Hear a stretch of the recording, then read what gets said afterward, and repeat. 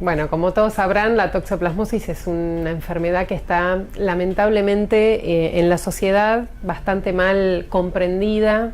Hay muchos mitos con respecto a esta enfermedad, hay muchos mitos con respecto al contagio y yo desde mi lugar considero que hay un montón de cosas que realmente son importantes y que esas son las cosas que no se dicen. Está este mito, la clásica frase de uy, toxoplasmosis, gato, toxoplasmosis, gato. Bueno, no es así. Esto es lo que yo quisiera dejar claro el día de hoy. La toxoplasmosis es una enfermedad parasitaria transmisible al humano, o sea, es una zoonosis y tiene un ciclo que es bastante complejo, en el cual intervienen muchos huéspedes, no solamente el gato. El gato es una manera más de un montón de maneras que podrían ser una fuente, digamos, es una manera más de contagiarse la enfermedad. A ver, el toxoplasma como agente infeccioso tiene muchos huéspedes. Entre esos huéspedes está el gato, el perro, roedores, aves, animales de consumo humano, vaca, cerdo, cabra, oveja y el humano, ¿sí? O sea, todas estas especies somos huéspedes para poder, recibir el toxoplasma en nuestro cuerpo e infectarnos. Pero en el gato se da una condición especial que no se da en las otras especies, incluido el humano. Y es que en el gato se cumple una fase de este parásito que se llama fase intestinal, donde el ciclo se cierra, donde el ciclo, donde se termina de cerrar el ciclo parasitario. El gato de todas las especies es la única que tiene la capacidad de poder eliminar quistes en la materia fecal. Eso no ocurre ni con los roedores, ni con las aves, ni con el humano, ni con el perro, ni con los animales de consumo. En todo el resto de las especies, determinados estadios inmaduros del toxoplasma quedan alojados en determinadas partes del cuerpo. Por ejemplo, en el caso de la vaca puede quedar alojado en músculo, entonces la carne pasa a ser una fuente de infección, en el cerebro, en ojos, o sea, se forman quistes que mantienen esta forma juvenil alojada en un estadio, latente, es decir, este estadio juvenil no está muerto, pero tampoco está activo, está esperando que alguien, lo saque de ese estadio latente para seguir evolucionando en formas juveniles hasta poder cerrar el ciclo. Es difícil de explicar, pero no quiero ser muy complicada. A lo que apunto es, acabamos de decir, tenemos un montón de especies donde el toxoplasma queda de forma latente y una especie particular que es donde el parásito termina su ciclo y puede eliminar quistes infecciosos, en realidad no son infecciosos en el momento que los elimina a través de la materia fecal, y ese vendría a ser el gato. Entonces, ¿cómo me puedo contagiar toxoplasmosis a través del gato? Bueno, obviamente manipulando la caca del gato, la materia fecal del gato. Acá cabe aclarar que cuando el gato para que el gato elimine quistes de toxoplasma, primero tiene que estar infectado. No todos los gatos están infectados. Cuando un gato se infecta de toxoplasma, no elimina tampoco quistes a lo largo de toda su vida, sino que elimina quistes una vez en su vida durante un tiempo determinado de tiempo. O sea, hasta ahora, fíjense la cantidad de dificultades que tendríamos como para contagiarnos. O sea, primero que tiene que estar infectado el gato, segundo, tiene que estar en la etapa de eliminación de quistes infecciosos.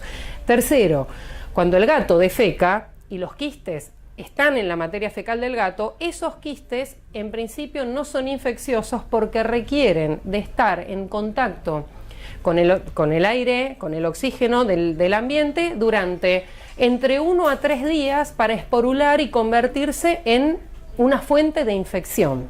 Entonces, la realidad es que todas estas cosas se tienen que dar como para que uno, de contagiarse la enfermedad, lo pueda hacer a través de la materia fecal del gato.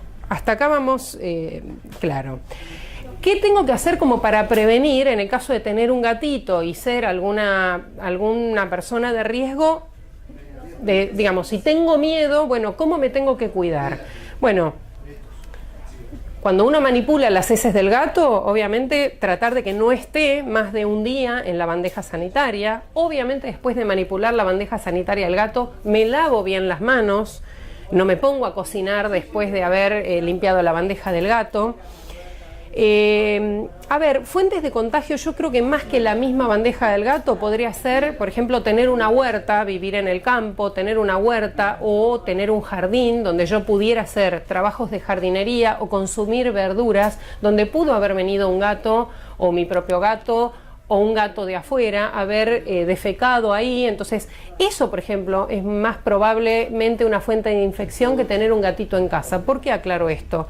Porque me ha pasado que han venido mujeres que se han enterado de que van a ser mamás y todo, y bueno, es un tema que preocupa porque está muy relacionado el tema de la toxoplasmosis con el gato en la sociedad. Entonces, hay que tomarse el tiempo para explicar todo esto.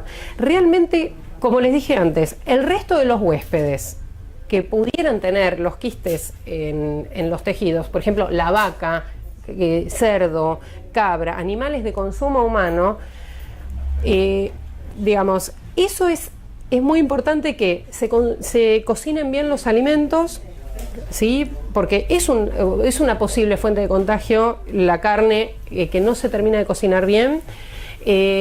Manipular la carne, por ejemplo, en la tabla de cortar y después sin lavar bien o sea, manipular la carne cruda y sin lavar bien la tabla, ponernos a cortar verdura, que después se consumen crudas. El tema de los trabajos de jardinería, el tema de consumir verduras de huerta. Esos son fuentes, a mi modo de ver las cosas, mucho más probablemente infecciosas que un gatito que vive conmigo, que lo tengo hace mucho. Me he enterado de obstetras que le dicen a las mujeres, estás embarazada, tenés que deshacerte del gato. No.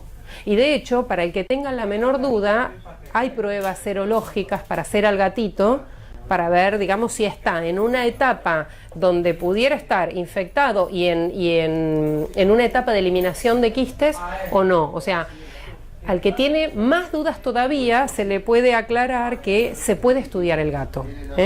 Y por último, una cosa más. Cuando cuando una está embarazada, uno de los análisis de rutina que te hacen cuando la mujer se entera que está embarazada, es un análisis de sangre en el cual se pide el toxoplasmosis. El hecho de que te dé positivo, no se asusten, en realidad es lo mejor que le puede pasar a una mujer, ¿sí? Porque la toxoplasmosis generalmente cursa de manera asintomática, tanto en los gatos como en los seres humanos y en los huéspedes, digamos, vaca. O sea, no es con un sistema inmunológico que esté funcionando bien, no, generalmente esta enfermedad cursa de manera asintomática. La pasamos, la recibimos y ni nos enteramos. La serología es un estudio a través del cual se detecta si tenemos o no anticuerpos contra esta enfermedad. Una vez que uno genera los anticuerpos nos duran para toda la vida. Entonces, estar embarazada y hacerte un análisis de toxoplasmosis y que te dé positivo es lo mejor que te puede pasar, porque lo que te está diciendo esa prueba es que ya vos contás con los anticuerpos contra el toxoplasma, que ya antes en tu vida, ese parásito entró a tu cuerpo y vos ya tenés los soldados que te van a cuidar. Porque el problema con el embarazo es justo, o sea, ser negativo, no tener los anticuerpos y justo enfermarte en esa etapa de la vida.